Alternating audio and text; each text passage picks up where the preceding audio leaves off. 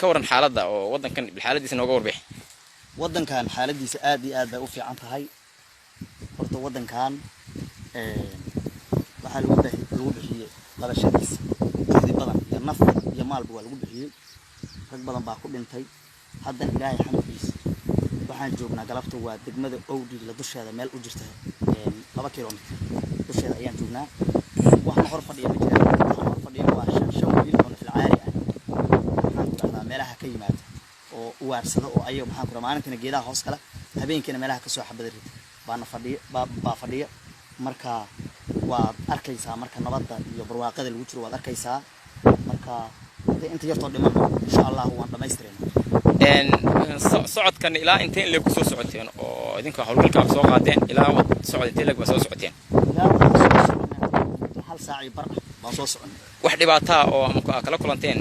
dadka shacabka ha ahaato ama dadka meelaha deegaamada ha ahaato ama sibcada waxa ahaadee ma jiraan maya wax dhibaato oo kala kulanay wax noor istaag karo ma jiraan ciidan hor istaagay awoodna hor istaagtay ama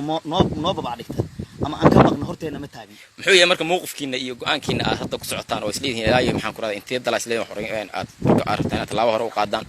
ma ina meeshan ku ekaataan baarataan ma ina hore u qaadaan talaabo dheer oo waqti dheer iyo maxaan ku raaday meel badan oo deegaana ay hadda ay haystaan ka soo horeysaan baarataan siyaartaan idinku mowqifkiina waxa weeye dhulka Soomaaliyeed taa ka mid ah inta al-shabaab ay joogaan inaan ka safayno oo aan nafteena iyo dhiigeena u hurna way muuqufkeen muuqaalo aan leenahay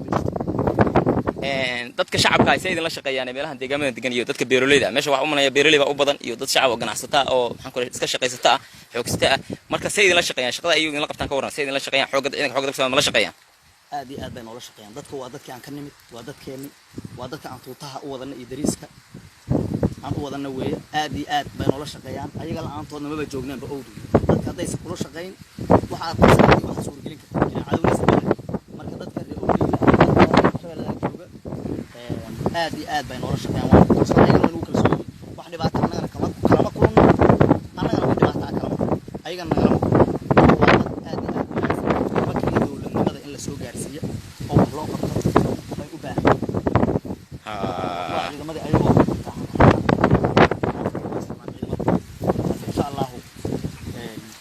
sidaasaan u caysanayna oo baaqsanayna maxaa ugu baaqaysaan dadka Soomaaliyeed dhamaan meel kasta ay joogaan ummadda shacabka Soomaaliyeed meel kasta ay joogaan maxaa ugu baaqaysaan dhamaan ummadda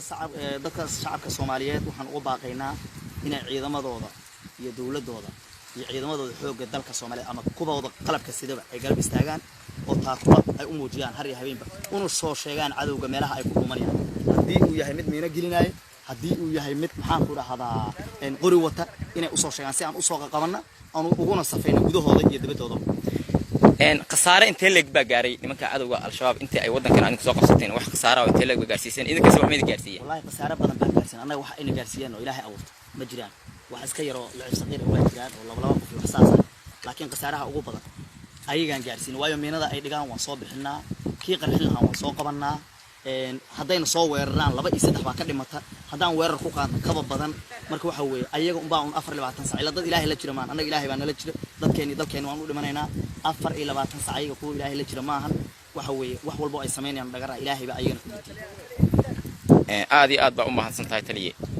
kaasi wuxuu ahaa Xuseen Maxamed Cabdi Cali oo taliyaha ururka 8 ama dawladda ururka 8 shukran